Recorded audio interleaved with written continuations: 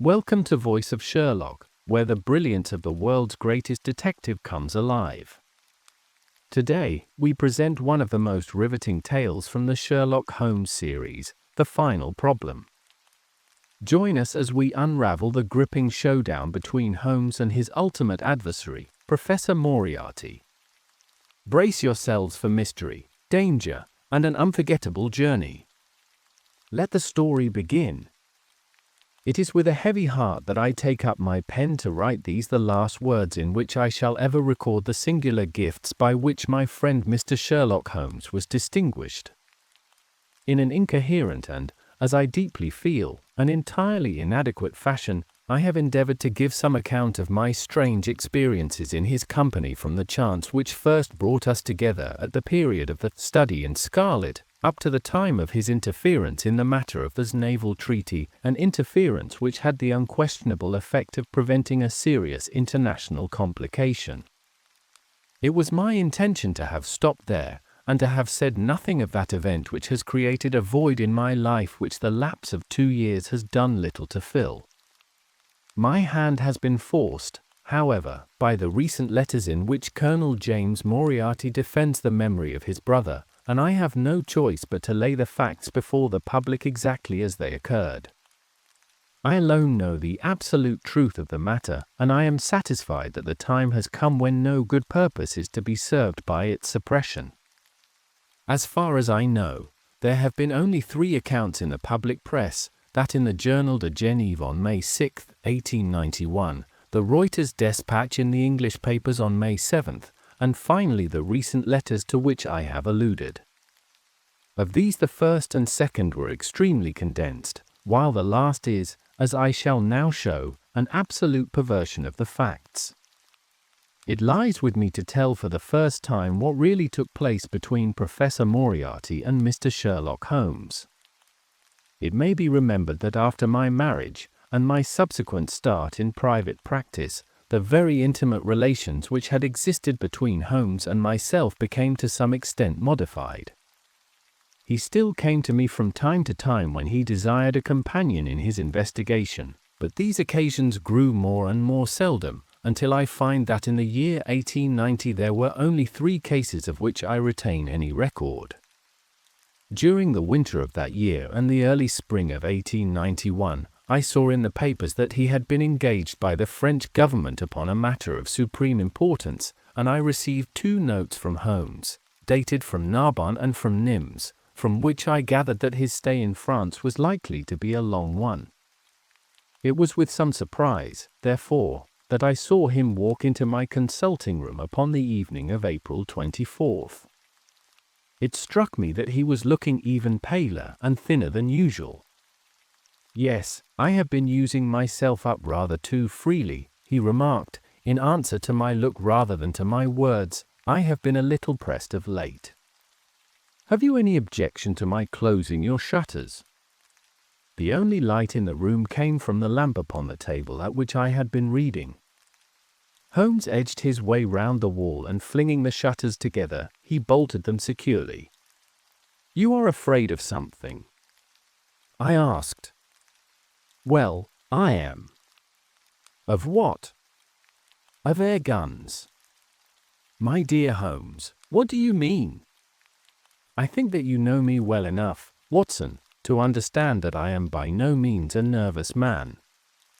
At the same time, it is stupidity rather than courage to refuse to recognize danger when it is close upon you. Might I trouble you for a match?"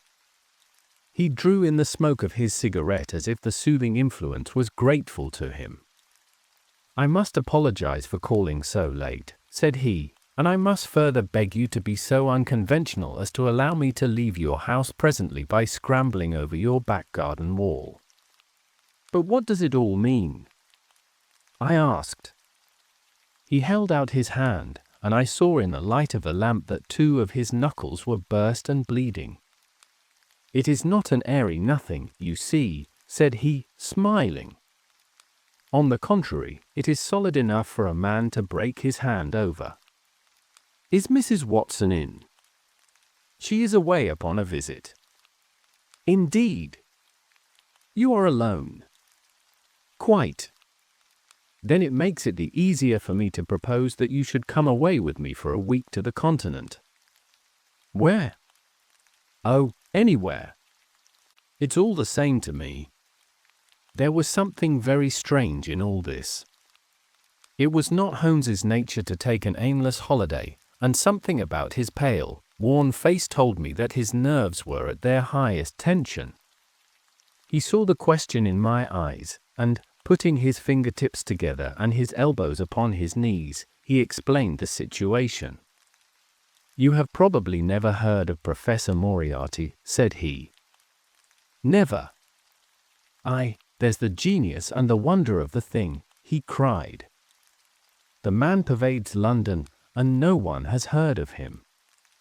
That's what puts him on a pinnacle in the records of crime. I tell you, Watson, in all seriousness, that if I could beat that man, if I could free society of him, I should feel that my own career had reached its summit, and I should be prepared to turn to some more placid line in life. Between ourselves, the recent cases in which I have been of assistance to the royal family of Scandinavia, and to the French Republic, have left me in such a position that I could continue to live in the quiet fashion which is most congenial to me, and to concentrate my attention upon my chemical researches. But I could not rest, Watson, I could not sit quiet in my chair if I thought that such a man as Professor Moriarty were walking the streets of London unchallenged. What has he done, then? His career has been an extraordinary one. He is a man of good birth and excellent education, endowed by nature with a phenomenal mathematical faculty. At the age of 21 he wrote a treatise upon the binomial theorem, which has had a European vogue. On the strength of it he won the mathematical chair at one of our smaller universities, and had, to all appearance, a most brilliant career before him. But the man had hereditary tendencies of the most diabolical kind. A criminal strain ran in his blood, which, instead of being modified, was increased and rendered infinitely more dangerous by his extraordinary mental powers. Dark rumors gathered round him in the university town, and eventually he was compelled to resign his chair and to come down to London, where he set up as an army coach. So much is known to the world, but what I am telling you now is what I have myself discovered. As you are aware, Watson, there is no one who knows the higher criminal world of London so well as I do. For years past I have continually been conscious of some power behind the malefactor, some deep organizing power which forever stands in the way of the law, and throws its shield over the wrongdoer. Again and again in cases of the most varying sorts, forgery cases, robberies, murders, I have felt the presence of this force, and I have deduced its action in many of those undiscovered crimes in which I have not been personally consulted. For years I have endeavored to break through the veil which shrouded it, and at last the time came when I seized my thread and followed it, until it led me, after 1,000 cunning windings, to ex-Professor Moriarty of mathematical celebrity.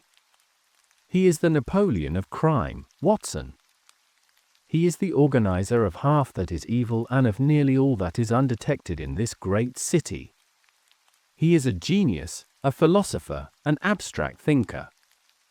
He has a brain of the first order.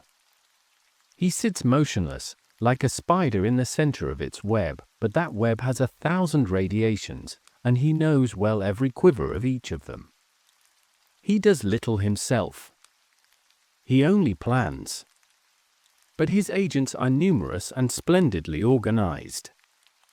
Is there a crime to be done, a paper to be abstracted, we will say, a house to be rifled, a man to be removed, the word is passed to the professor, the matter is organized and carried out. The agent may be caught. In that case money is found for his bail or his defense. But the central power which uses the agent is never caught, never so much as suspected. This was the organization which I deduced, Watson, and which I devoted my whole energy to exposing and breaking up. But the professor was fenced round with safeguards so cunningly devised that, do what I would, it seemed impossible to get evidence which would convict in a court of law. You know my powers, my dear Watson, and yet at the end of 3 months I was forced to confess that I had at last met an antagonist who was my intellectual equal.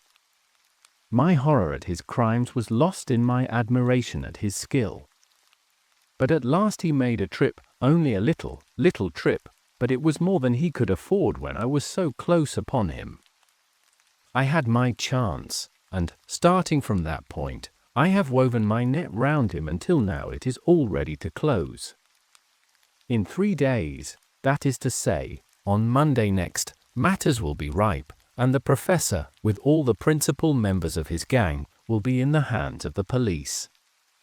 Then will come the greatest criminal trial of the century, the clearing up of over 40 mysteries, and the rope for all of them, but if we move at all prematurely, you understand, they may slip out of our hands even at the last moment.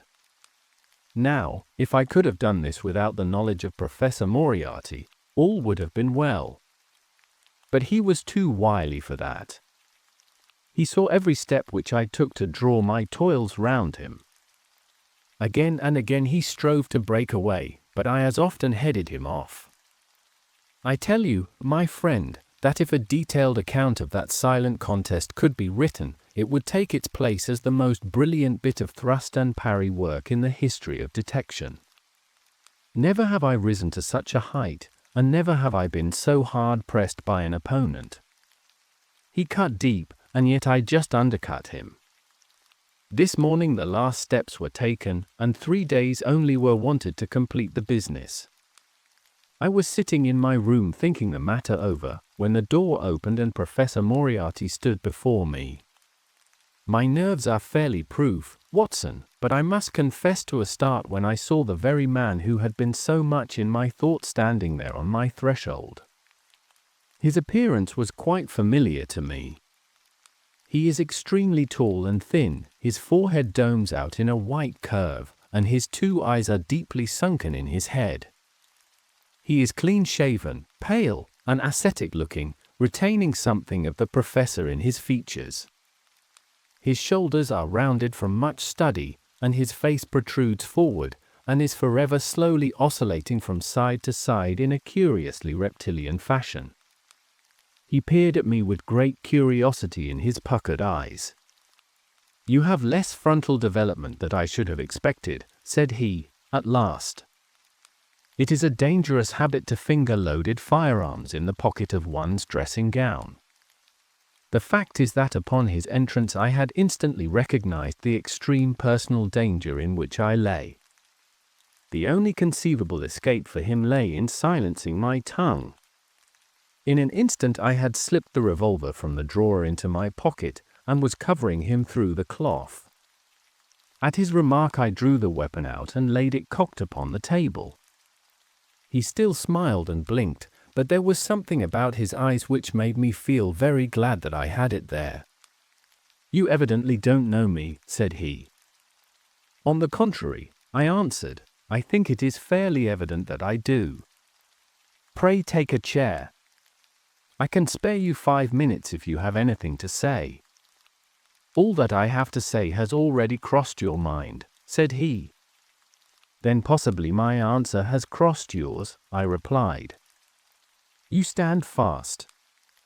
"Absolutely." He clapped his hand into his pocket, and I raised the pistol from the table. But he merely drew out a memorandum book in which he had scribbled some dates. "You crossed my path on the 4th of January, said he. "On the 23rd you incommoded me. By the middle of February I was seriously inconvenienced by you. At the end of March I was absolutely hampered in my plans, and now, at the close of April, I find myself placed in such a position through your continual persecution that I am in positive danger of losing my liberty. The situation is becoming an impossible one. Have you any suggestion to make?" I asked. "You must drop it, Mr. Holmes," said he, swaying his face about. "You really must, you know." "After Monday," said I. "Tut, tut," said he. I am quite sure that a man of your intelligence will see that there can be but one outcome to this affair. It is necessary that you should withdraw. You have worked things in such a fashion that we have only one resource left. It has been an intellectual treat to me to see the way in which you have grappled with this affair, and I say, unaffectedly, that it would be a grief to me to be forced to take any extreme measure. You smile, sir, but I assure you that it really would. Danger is part of my trade, I remarked. That is not danger, said he. It is inevitable destruction. You stand in the way not merely of an individual, but of a mighty organization, the full extent of which you, with all your cleverness, have been unable to realize. You must stand clear, Mr. Holmes, or be trodden underfoot. I am afraid, said I, rising, that in the pleasure of this conversation I am neglecting business of importance which awaits me elsewhere. He rose also and looked at me in silence, shaking his head sadly. Well, well, said he, at last. It seems a pity, but I have done what I could. I know every move of your game. You can do nothing before Monday. It has been a duel between you and me, Mr. Holmes. You hope to place me in the dock. I tell you that I will never stand in the dock. You hope to beat me. I tell you that you will never beat me.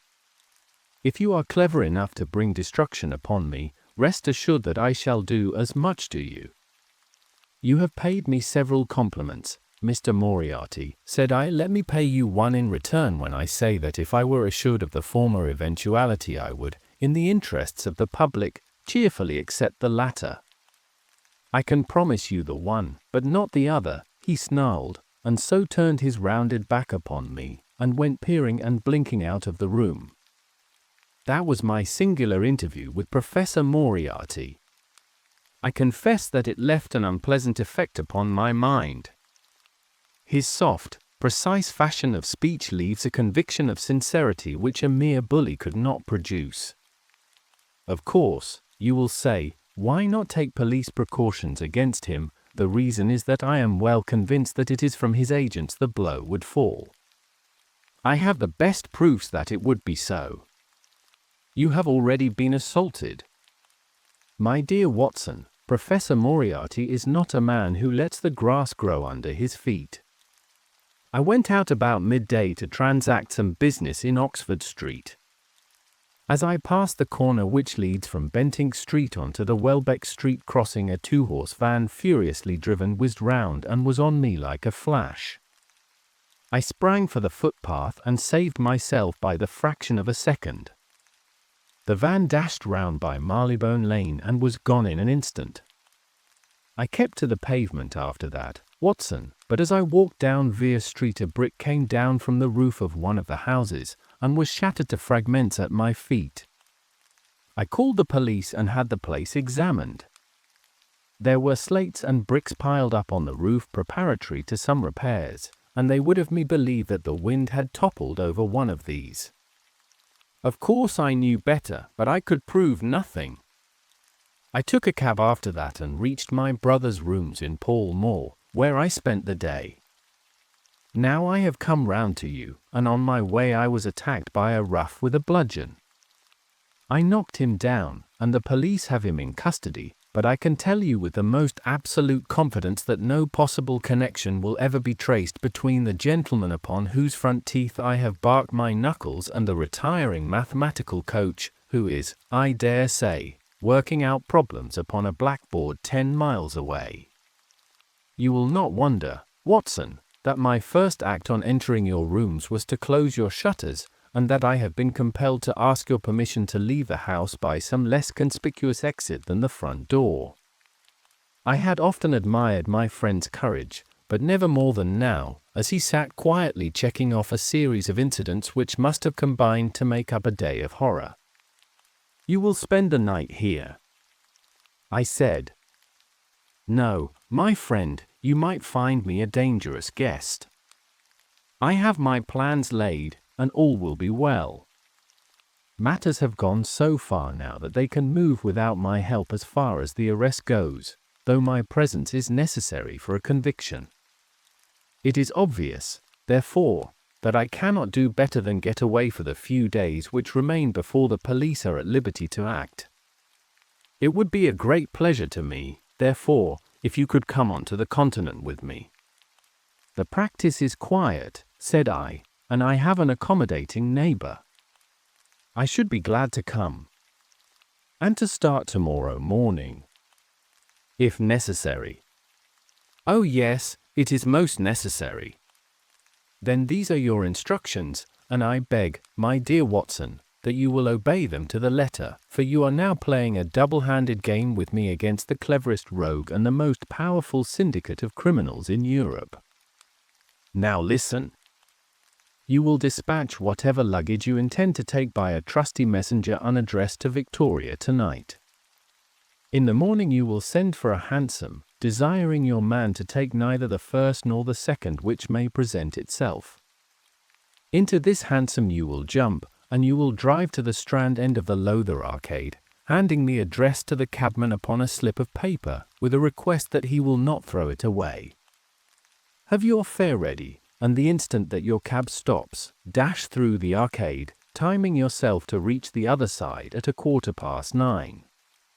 You will find a small brougham waiting close to the curb, driven by a fellow with a heavy black cloak tipped at the collar with red.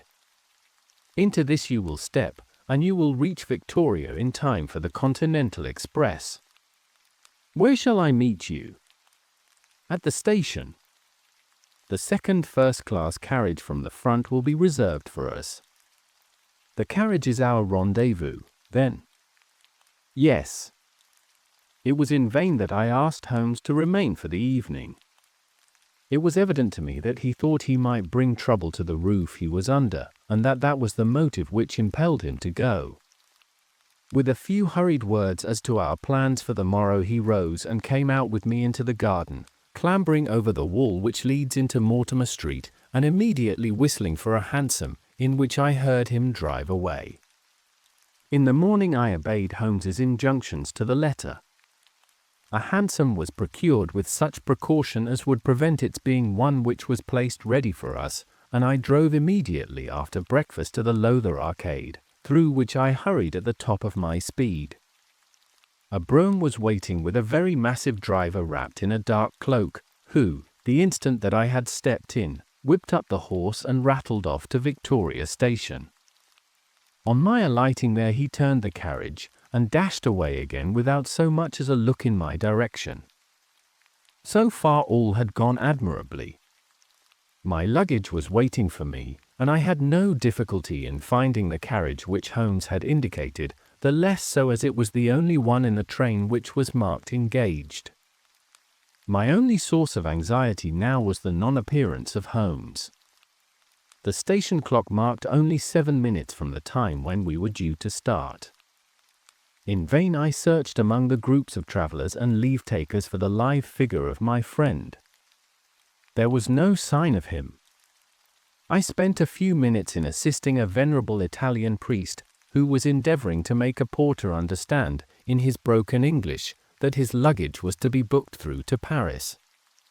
Then, having taken another look round, I returned to my carriage, where I found that the porter, in spite of the ticket, had given me my decrepit Italian friend as a travelling companion. It was useless for me to explain to him that his presence was an intrusion, for my Italian was even more limited than his English, so I shrugged my shoulders resignedly, and continued to look out anxiously for my friend. A chill of fear had come over me, as I thought that his absence might mean that some blow had fallen during the night. Already the doors had all been shut and the whistle blown, when, "My dear Watson," said a voice, "you have not even condescended to say good morning." I turned in uncontrollable astonishment. The aged ecclesiastic had turned his face towards me. For an instant the wrinkles were smoothed away, the nose drew away from the chin, the lower lip ceased to protrude and the mouth to mumble, the dull eyes regained their fire, the drooping figure expanded. The next the whole frame collapsed again, and Holmes had gone as quickly as he had come. "Good heavens!" I cried. "How you startled me!" "Every precaution is still necessary," he whispered. "I have reason to think that they are hot upon our trail." "Ah, there is Moriarty himself." The train had already begun to move as Holmes spoke. Glancing back, I saw a tall man pushing his way furiously through the crowd, and waving his hand as if he desired to have the train stopped. It was too late, however, for we were rapidly gathering momentum, and an instant later had shot clear of the station. "With all our precautions, you see that we have cut it rather fine," said Holmes, laughing. He rose, and throwing off the black cassock and hat which had formed his disguise, he packed them away in a handbag. "Have you seen the morning paper, Watson?" "No, you haven't seen about Baker Street, then?" "Baker Street. They set fire to our rooms last night. No great harm was done." "Good heavens, Holmes, this is intolerable." "They must have lost my track completely after their bludgeon man was arrested. Otherwise they could not have imagined that I had returned to my rooms. They have evidently taken the precaution of watching you, however, and that is what has brought Moriarty to Victoria. You could not have made any slip in coming. I did exactly what you advised." "Did you find your brougham?" "Yes, it was waiting." "Did you recognize your coachman?" "No, it was my brother Mycroft." It is an advantage to get about in such a case without taking a mercenary into your confidence. But we must plan what we are to do about Moriarty now. As this is an express, and as the boat runs in connection with it, I should think we have shaken him off very effectively. My dear Watson, you evidently did not realize my meaning when I said that this man may be taken as being quite on the same intellectual plane as myself. You do not imagine that if I were the pursuer I should allow myself to be baffled by so slight an obstacle. Why, then, should you think so meanly of him? What will he do?" "What I should do?" "What would you do, then?" "Engage a special." "But it must be late." "By no means. This train stops at Canterbury, and there is always at least a quarter of an hour's delay at the boat. He will catch us there. One would think that we were the criminals. Let us have him arrested on his arrival. It would be to ruin the work of 3 months. We should get the big fish, but the smaller would dart right and left out of the net. On Monday we should have them all. No, an arrest is inadmissible." "What then?" "We shall get out at Canterbury." "And then?" "Well, then we must make a cross-country journey to New Haven, and so over to Deep. Moriarty will again do what I should do. He will get on to Paris, mark down our luggage, and wait for 2 days at the depot. In the meantime we shall treat ourselves to a couple of carpet bags, encourage the manufactures of the countries through which we travel, and make our way at our leisure into Switzerland, via Luxembourg and Basel. At Canterbury, therefore, we alighted, only to find that we should have to wait an hour before we could get a train to Newhaven. I was still looking rather ruefully after the rapidly disappearing luggage van which contained my wardrobe, when Holmes pulled my sleeve and pointed up the line. "Already, you see," said he. Far away, from among the Kentish woods there rose a thin spray of smoke. A minute later a carriage and engine could be seen flying along the open curve which leads to the station. We had hardly time to take our place behind a pile of luggage when it passed with a rattle and a roar, beating a blast of hot air into our faces. "There he goes," said Holmes, as we watched the carriage swing and rock over the point. "There are limits, you see, to our friend's intelligence. It would have been a coup de maître had he deduced what I would deduce and acted accordingly. And what would he have done had he overtaken us? There cannot be the least doubt that he would have made a murderous attack upon me. It is, however, a game at which two may play. The question now is whether we should take a premature lunch here, or run our chance of starving before we reach the buffet at Newhaven. We made our way to Brussels that night and spent 2 days there, moving on upon the third day as far as Strasbourg. On the Monday morning Holmes had telegraphed to the London police, and in the evening we found a reply waiting for us at our hotel. Holmes tore it open, and then with a bitter curse hurled it into the grate. "I might have known it," he groaned. "He has escaped. Moriarty. They have secured the whole gang with the exception of him. He has given them the slip. Of course, when I had left the country there was no one to cope with him. But I did think that I had put the game in their hands. I think that you had better return to England, Watson." "Why?" "Because you will find me a dangerous companion now. This man's occupation is gone. He is lost if he returns to London. If I read his character right, he will devote his whole energies to revenging himself upon me. He said as much in our short interview, and I fancy that he meant it.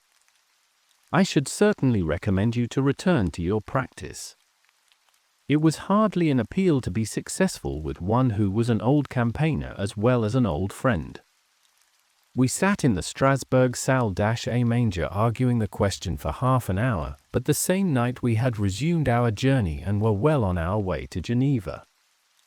For a charming week we wandered up the valley of the Rhone, and then, branching off at Luc, we made our way over the Gemmi Pass, still deep in snow, and so, by way of Interlaken, to Meiringen. It was a lovely trip, the dainty green of the spring below, the virgin white of the winter above, but it was clear to me that never for one instant did Holmes forget the shadow which lay across him. In the homely alpine villages or in the lonely mountain passes, I could tell by his quick glancing eyes and his sharp scrutiny of every face that passed us, that he was well convinced that, walk where we would, we could not walk ourselves clear of the danger which was dogging our footsteps. Once, I remember, as we passed over the Gemmi, and walked along the border of the melancholy Dorban Sea, a large rock which had been dislodged from the ridge upon our right clattered down and roared into the lake behind us. In an instant Holmes had raced up onto the ridge, and, standing upon a lofty pinnacle, craned his neck in every direction. It was in vain that our guide assured him that a fall of stones was a common chance in the springtime at that spot. He said nothing, but he smiled at me with the air of a man who sees the fulfillment of that which he had expected. And yet for all his watchfulness he was never depressed. On the contrary, I can never recollect having seen him in such exuberant spirits. Again and again he recurred to the fact that if he could be assured that society was freed from Professor Moriarty he would cheerfully bring his own career to a conclusion. "I think that I may go so far as to say, Watson, that I have not lived wholly in vain," he remarked. "If my record were closed tonight I could still survey it with equanimity. The air of London is the sweeter for my presence. In over 1,000 cases I am not aware that I have ever used my powers upon the wrong side. Of late I have been tempted to look into the problems furnished by nature rather than those more superficial ones for which our artificial state of society is responsible. Your memoirs will draw to an end, Watson, upon the day that I crown my career by the capture or extinction of the most dangerous and capable criminal in Europe. I shall be brief, and yet exact, in the little which remains for me to tell. It is not a subject on which I would willingly dwell, and yet I am conscious that a duty devolves upon me to omit no detail. It was on the 3rd of May that we reached the little village of Meiringen, where we put up at the Englischer Hof, then kept by Peter Steiler the elder. Our landlord was an intelligent man, and spoke excellent English, having served for 3 years as waiter at the Grosvenor Hotel in London. At his advice, On the afternoon of the 4th we set off together, with the intention of crossing the hills and spending the night at the hamlet of Rosenlaui. We had strict injunctions, however, on no account to pass the falls of Reichenbach, which are about halfway up the hill, without making a small detour to see them. It is, indeed, a fearful place. The torrent, swollen by the melting snow, plunges into a tremendous abyss, from which the spray rolls up like the smoke from a burning house. The shaft into which the river hurls itself is an immense chasm lined by glistening coal-black rock, and narrowing into a creaming, boiling pit of incalculable depth, which brims over and shoots the stream onward over its jagged lip. The long sweep of green water roaring forever down, and the thick flickering curtain of spray hissing forever upward, turn a man giddy with their constant whirl and clamour. We stood near the edge peering down at the gleam of the breaking water far below us against the black rocks, and listening to the half-human shout which came booming up with the spray out of the abyss. The path has been cut halfway round the fall to afford a complete view, but it ends abruptly, and the traveller has to return as he came. We had turned to do so, when we saw a Swiss lad come running along it with a letter in his hand. It bore the mark of the hotel which we had just left, and was addressed to me by the landlord. It appeared that within a very few minutes of our leaving, an English lady had arrived who was in the last stage of consumption.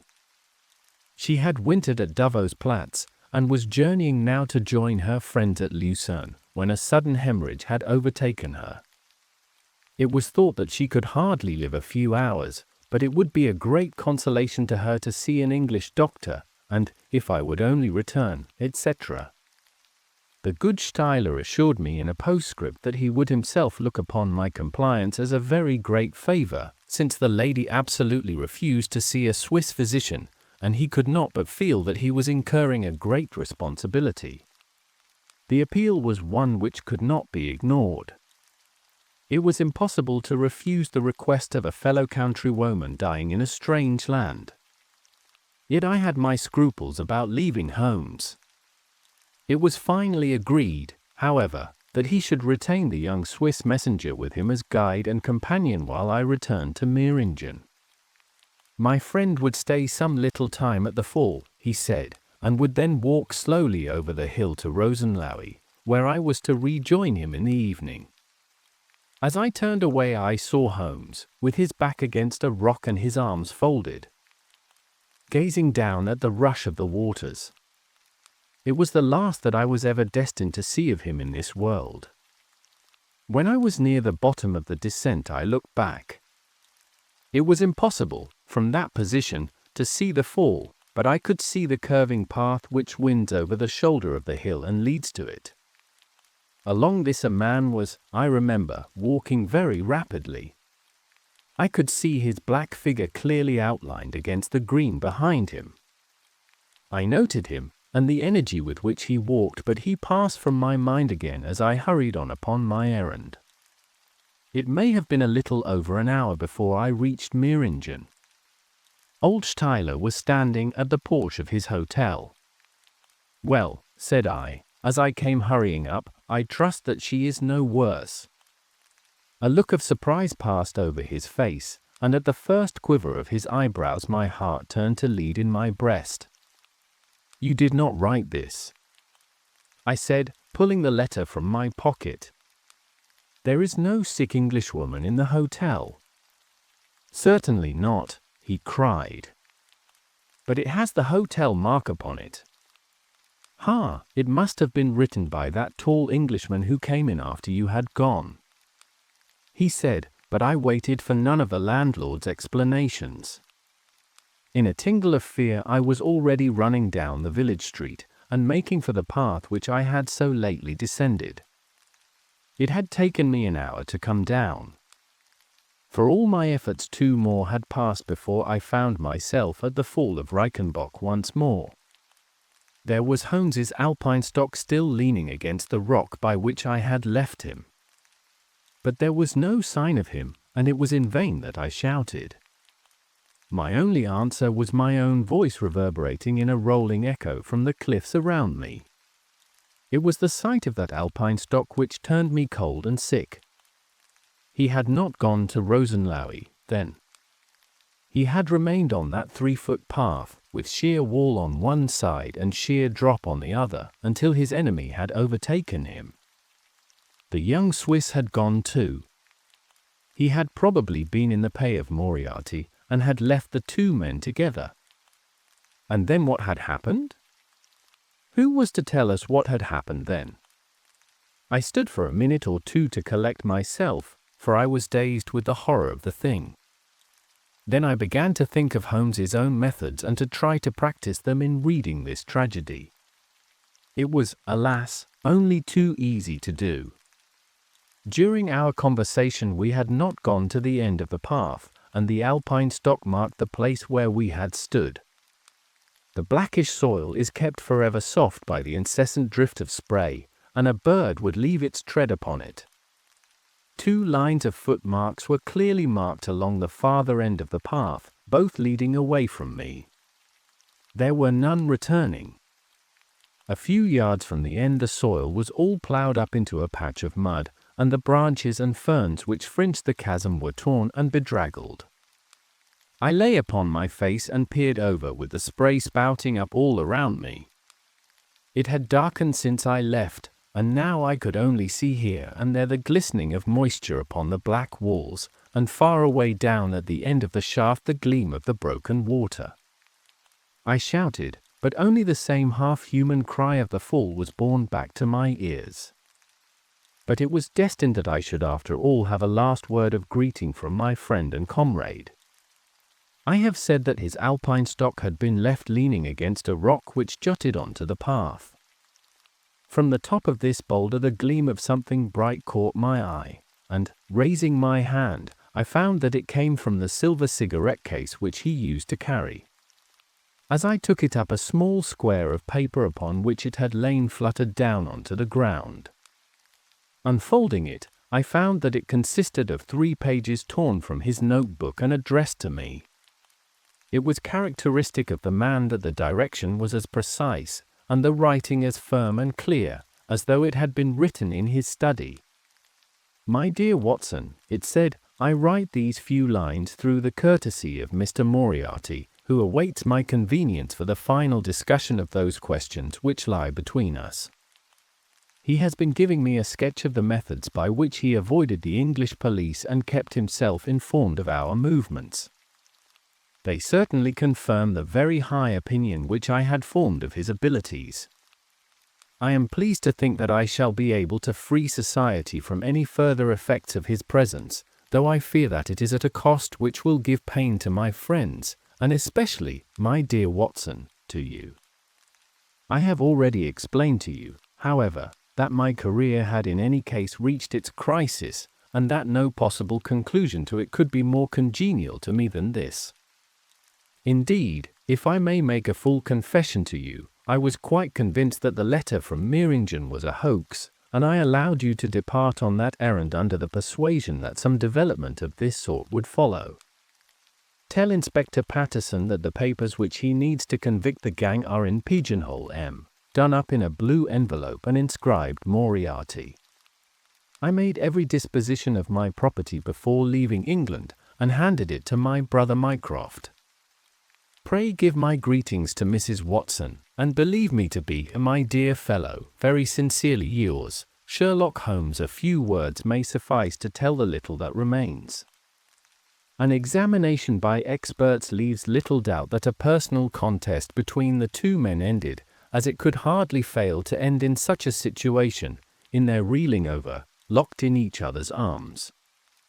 Any attempt at recovering the bodies was absolutely hopeless, and there, deep down in that dreadful cauldron of swirling water and seething foam, will lie for all time the most dangerous criminal and the foremost champion of the law of their generation. The Swiss youth was never found again, and there can be no doubt that he was one of the numerous agents whom Moriarty kept in his employ. As to the gang, it will be within the memory of the public how completely the evidence which Holmes had accumulated exposed their organization, and how heavily the hand of the dead man weighed upon them.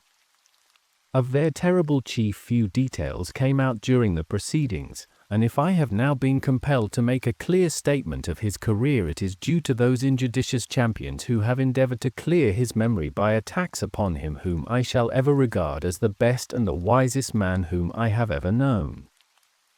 Thank you for journeying through this dramatic chapter of Sherlock Holmes' adventures with us. The final problem captures the intense battle of wits and heroism that defines Holmes' legacy. But this is not the end. Stay tuned for the next thrilling story from Voice of Sherlock. If you enjoyed this, don't forget to like, share, and subscribe to our channel. Your support helps us keep the magic of Sherlock Holmes alive. Until next time, keep your deduction sharp and your imagination soaring.